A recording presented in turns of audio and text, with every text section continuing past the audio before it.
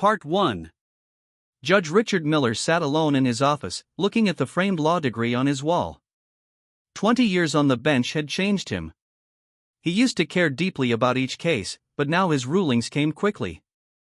The faces before him blurred together like pages in an old book. Today, a young man named Daniel Taylor stood in his courtroom. Only 19, with dark eyes full of fear, Daniel insisted he hadn't stolen from the corner shop. The evidence was thin, just one witness who wasn't completely sure in some circumstantial details. "I didn't do it, sir," Daniel had said, his voice shaking. "I was helping my mom that night. She's been sick." Richard barely listened. He'd heard similar stories hundreds of times. The boy fit a pattern he'd seen before: young men from the east side of town who seemed destined for trouble. 5 years, Richard announced firmly, banging his gavel. He noticed something in Daniel's eyes as the guards led him away, not anger, but a deep disappointment that made Richard feel uncomfortable. He pushed the feeling aside. He had a reputation as a tough judge. The town needed protection. When Richard arrived home that evening, his 16-year-old daughter Olivia was setting the table for dinner. She was bright and caring, with a strong sense of right and wrong that sometimes made Richard proud and sometimes made him nervous. "How was work, Dad?" she asked, placing plates down carefully. "Fine," he said, not wanting to discuss the day's cases. He picked at his food, his appetite gone. Olivia watched him with concern. "You don't seem fine. Is everything okay?" "Just tired," he replied, though the truth was more complicated. Something about today's case had stuck with him. That night, Richard couldn't sleep. He kept seeing Daniel's face.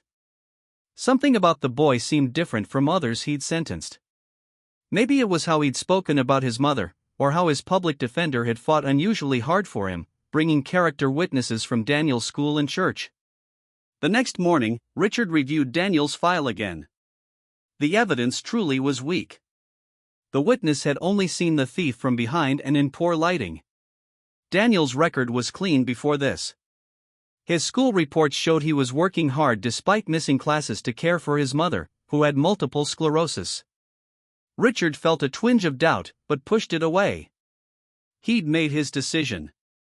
The system worked this way: sometimes you had to be firm to deter crime. Besides, the boy had been appointed a lawyer. If there wasn't enough evidence, the jury should have found him not guilty. Weeks passed, and Richard continued his work, but Daniel's case haunted him. He became shorter with people in court, harsher in his sentences. Olivia noticed the change. "You seem angry lately, Dad," she said one evening as they washed dishes together. "I'm not angry," he snapped, then immediately regretted his tone. "I'm sorry, love. Work has been challenging." Olivia dried a plate slowly. "My teacher says justice isn't just about punishment. It's about making things right." Richard looked at his daughter, so young yet so wise. "Your teacher sounds very thoughtful." "She is," Olivia said. "She also says everyone deserves a second chance."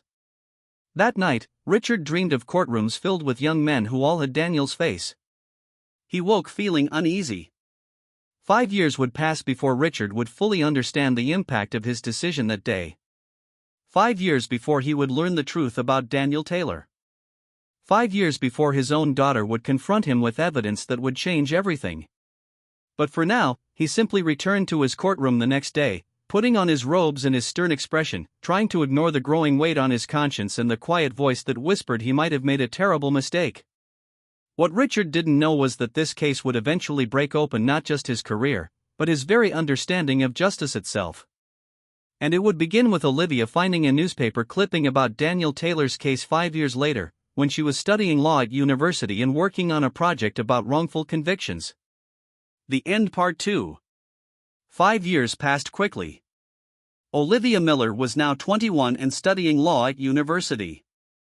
She had grown into a determined young woman with a strong sense of justice. Unlike her father, she believed in second chances and healing rather than just punishment.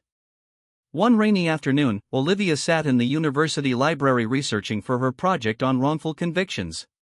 She flipped through old case files, looking for examples to analyze. A name caught her eye: Daniel Taylor. Something about it seemed familiar. As she read the details, her heart began to pound. This was one of her father's cases. The young man sentenced to 5 years for a shop robbery. According to the file, Daniel had maintained his innocence throughout. Olivia dug deeper. She found that another robbery had occurred in the same area just 2 weeks after Daniel was sentenced. The method was identical, and eventually a man named Peter Wright was caught and convicted. Peter had a long history of similar crimes. This can't be right, Olivia whispered to herself. She spent the next 3 weeks gathering information. She interviewed Daniel's mother, Mary Taylor, who still lived in the same small flat on the east side of town. Despite her illness, Mary had kept every newspaper clipping and court document about her son's case.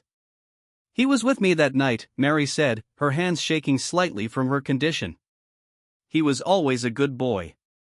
He took care of me when no one else would." Olivia learned that Daniel had been released from prison 2 months ago after serving his full sentence. He was working at a warehouse on the edge of town and living in a small room above a shop. She hesitated before contacting him. What would she say? "I'm sorry my father ruined 5 years of your life?" But she needed to know the truth. When she finally met Daniel at a small cafe, she was struck by how tired he looked. Prison had aged him. His eyes seemed older than his 24 years. "Why do you want to talk about this now?" he asked after she introduced herself. "It's over. Because I think you were innocent," Olivia said directly. "And I found evidence that might prove it." Daniel looked out the window for a long time. "I used to dream about someone saying those words to me.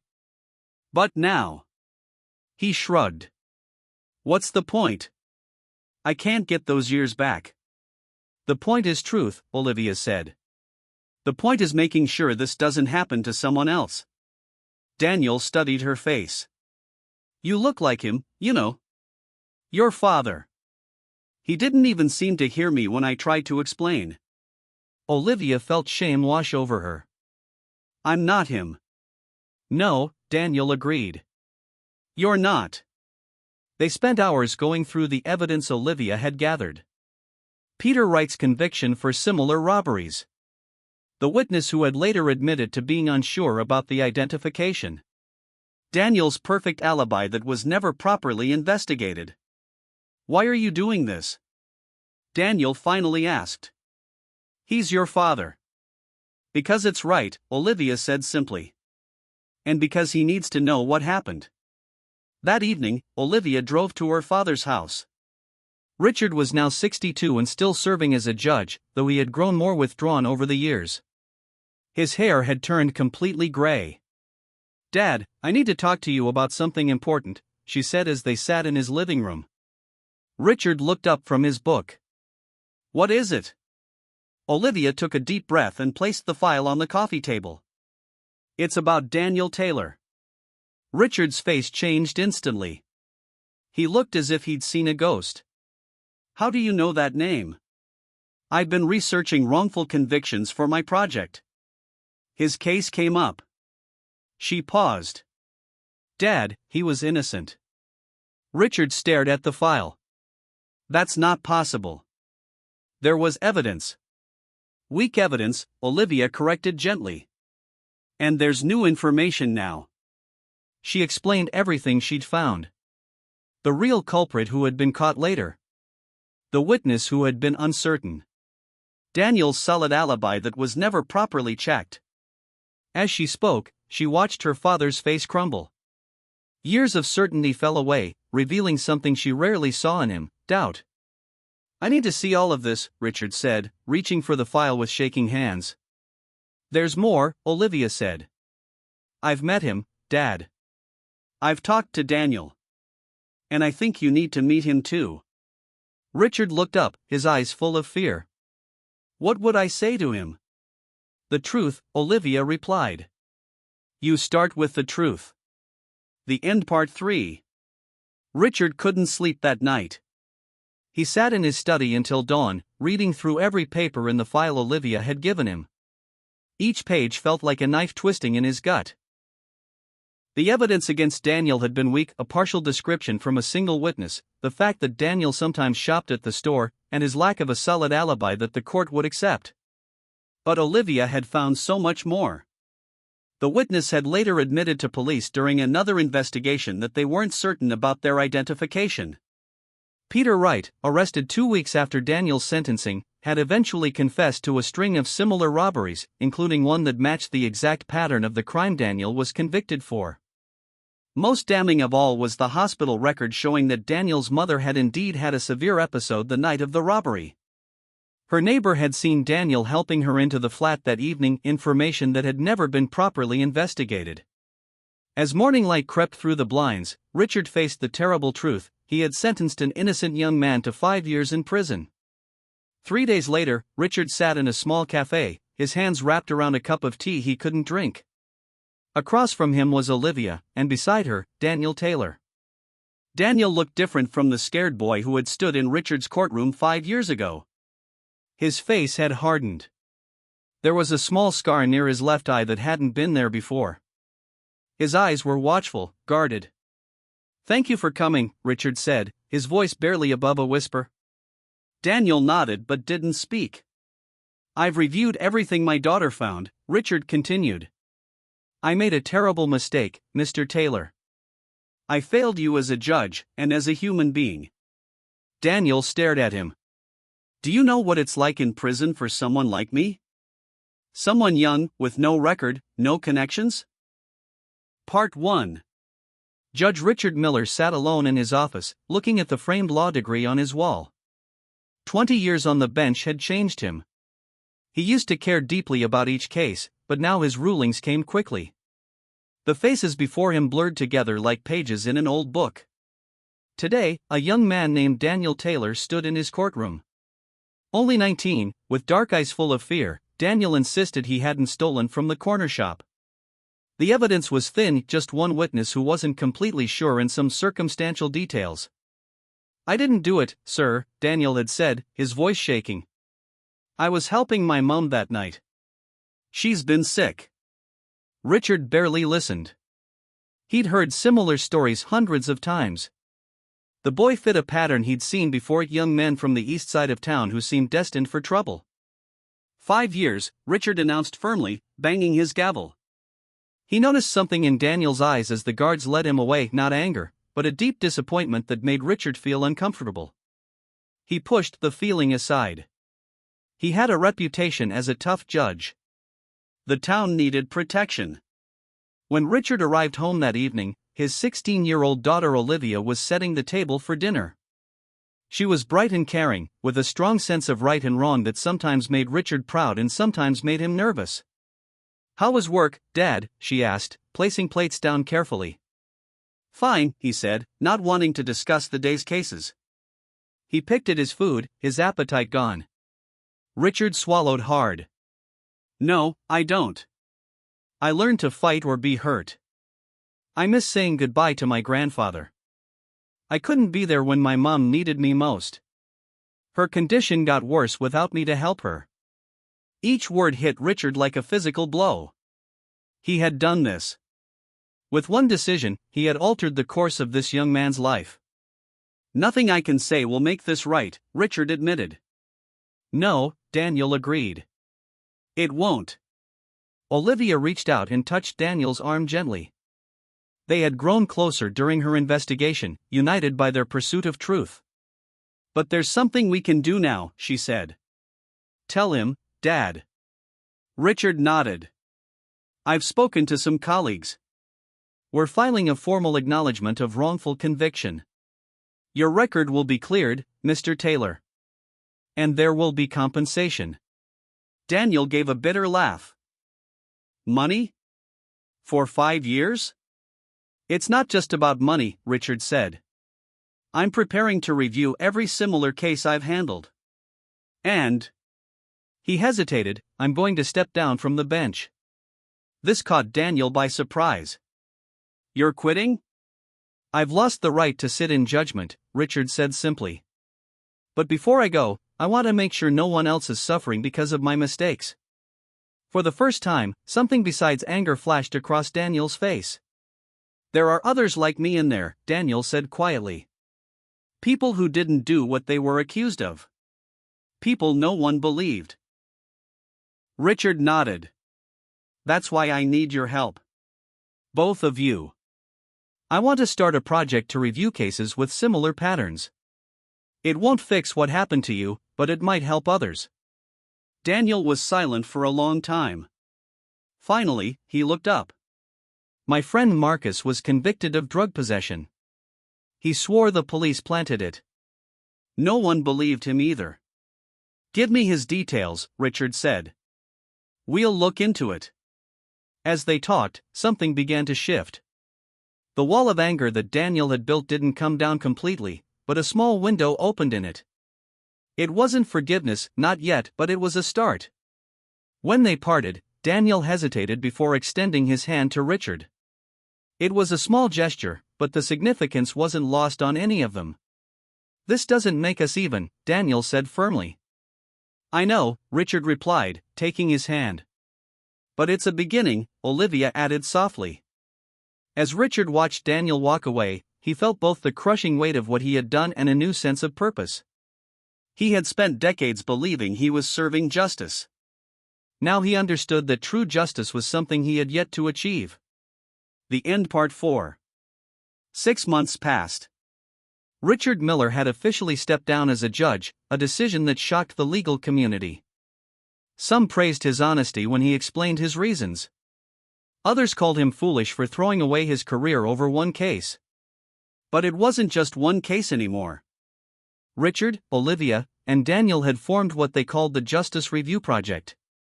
They worked from a small office above a bookshop, reviewing cases where evidence had been weak or witnesses uncertain. They started with Daniel's friend Marcus. After 3 months of investigation, they found proof that the officer who arrested him had been disciplined several times for planting evidence. Marcus was released after serving 2 years of a 3-year sentence. Word spread through the prison system. Letters began arriving at their office, 10, then 20, then 50 a week. Each one told a story of possible innocence, of evidence ignored, of poor legal help. Richard spent his retirement savings to hire a part-time lawyer named Tom to help them. Daniel, who understood the prison system from the inside, could spot which cases deserved closer attention.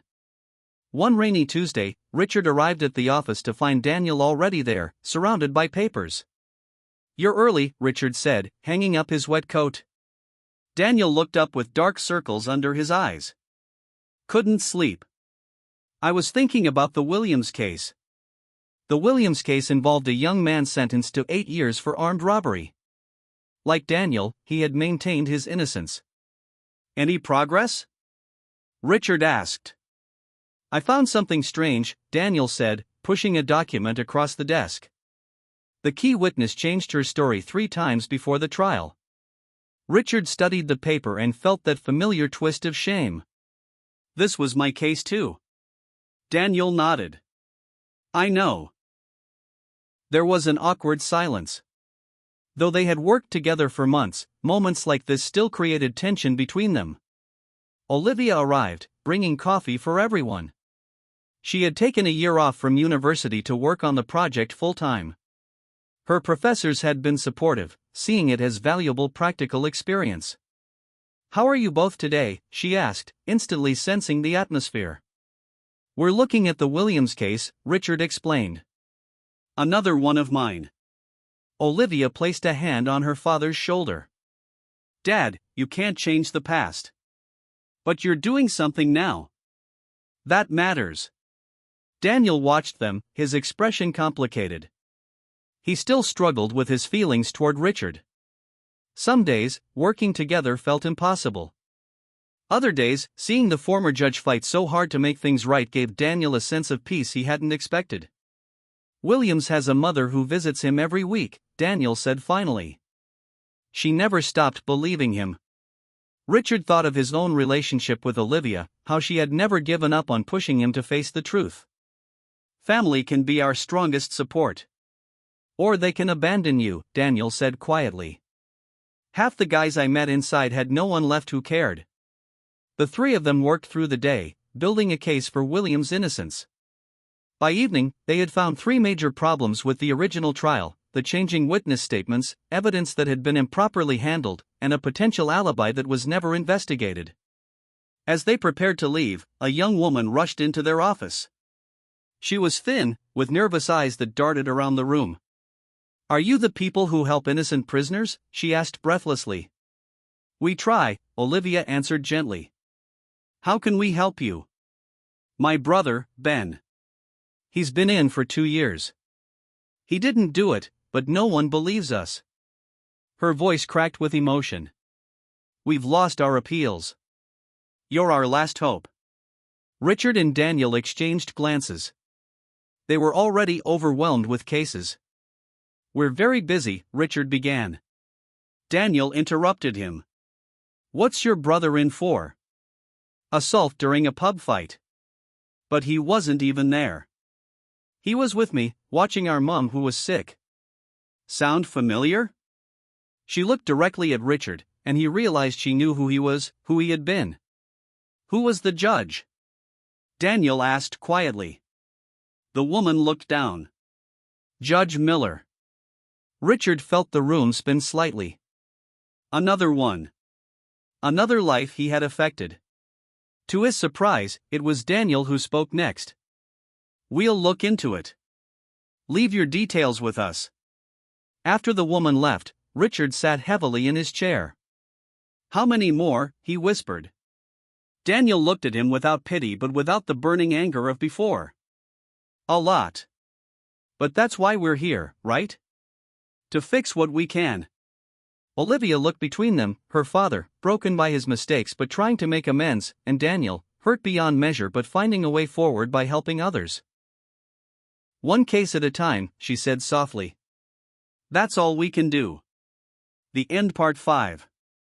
2 years had passed since the Justice Review Project began. What started in a tiny office above a bookshop had grown into something much bigger. They had moved to a proper office space donated by a local business owner whose son had been helped by their work. 4 lawyers now volunteered their time, and a university grant paid for 2 full-time researchers. On a bright spring morning, Richard sat at his desk reviewing their progress. 27 people had been freed from prison. 14 more had their sentences reduced. Each success felt like a small step toward fixing his past mistakes. Daniel knocked on his open door. At 26, he had changed from the angry young man of 2 years ago. He had finished a law course at the local college and was now studying to take his formal law exams. "The press is here," Daniel said. "Are you ready?" Richard nodded, though his stomach churned with nerves. Today they were announcing their biggest achievement yet, a new policy requiring all borderline cases in their region to be reviewed by an independent panel before sentencing. It had taken months of meetings with officials, with Richard and Daniel sharing their painful story again and again. "How do I look?" Richard asked, straightening his tie. Daniel studied him. "Like a man trying to make things right." They walked together to the conference room where journalists waited. Olivia was already there, setting up displays showing their work. She had completed her law degree and turned down offers from big London firms to keep working with the project. As the room filled with reporters, Richard felt a moment of panic. Public speaking had been easy as a judge, protected by his robes and position. Now he was just a man admitting his failures. Daniel seemed to sense his anxiety. "I'll start," he offered, surprising Richard. Daniel stepped to the microphone. "My name is Daniel Taylor. 3 years ago, I was released from prison after serving 5 years for a crime I didn't commit." His voice was clear and strong. "Judge Richard Miller put me there." The room grew silent. "I hated him for it," Daniel continued honestly. "I wanted him to suffer like I had suffered. But something unexpected happened instead."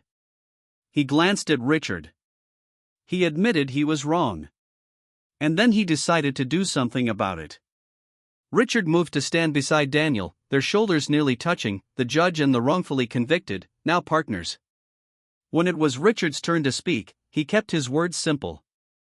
"I made terrible mistakes. I let my biases affect my judgments. I sent innocent people to prison. He paused, looking across the faces watching him. I can't undo that damage. But I can work every day to fix a broken system. After the press conference, a tall man approached them. He wore an expensive suit and carried himself with authority. Mr. Taylor, Mr. Miller, he said, shaking their hands. I'm William Porter, the new Chief Justice for this region. Your work has been eye-opening for many of us. Richard had known Porter years ago, when they were both younger judges. Porter had always been ambitious, focused on advancing his career. The review panel policy is excellent, Porter continued. But I'm here to offer something more. We'd like to create a permanent innocence commission, with proper funding and authority. And we'd like you both to lead it. Richard and Daniel exchanged surprised glances. Both of us?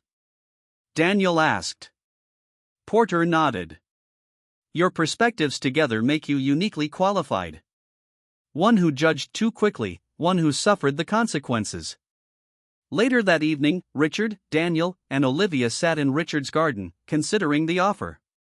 The spring air was cool but pleasant, with flowers beginning to bloom in the beds Olivia had planted last year. It's a big step, Olivia said. Official recognition, real power to change things. Richard looked at Daniel. What do you think? Could you work with me officially, after everything? Daniel was quiet for a long moment. 2 years ago, I would have said no. I couldn't imagine working with the man who took 5 years of my life. He traced a pattern on the wooden table. But now I know something I didn't know then. What's that? Richard asked. That people can change. That mistakes, even terrible ones, don't have to be the end of the story. Richard felt tears in his eyes. It wasn't forgiveness exactly, they both knew some things couldn't be fully forgiven, but it was something equally powerful. It was a choice to build something meaningful from the wreckage of the past. So we'll do it? Olivia asked, looking between them. Daniel nodded. We'll do it. Not because what happened to me was okay, but because what happens next matters more. As the evening light faded, the three of them talked about their plans, their hopes for the new commission. They were no longer just a wronged man, a fallen judge, and a determined daughter. They had become something else, architects of a better system, builders of second chances. The end.